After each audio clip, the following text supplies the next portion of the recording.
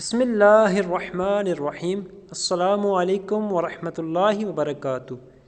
ایک غریب آدمی کے 3 بیٹے تھے، جو کچھ اس سے دال روٹی میسر آتی خود بھی کھاتا اور انہیں بھی کھلاتا۔ ان میں سے ایک بیٹا باپ کی غربت اور دال روٹی سے ناخوش رہتا تھا، چنانچہ اس نے ایک دولت مند نوجوان سے دوستی کر لی اور اچھا کھانا ملنے کی لالچ میں اس کے گھر آنے جانے لگا۔ ایک دن ان کے درمیان کسی بات پر ان بن ہو گئی۔ دولت مند نے اپنی امیری کے غرور میں اسے خوب مارا پیٹا اور اس کے دانت توڑ ڈالے۔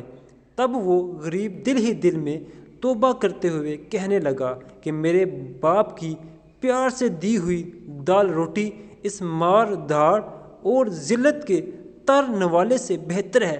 اگر میں اچھے کھانے پینے کی حرص یعنی لالچ نہ کرتا تو آج اتنی مار نہ کھاتا اور میرے دانت نہیں ٹوٹتے۔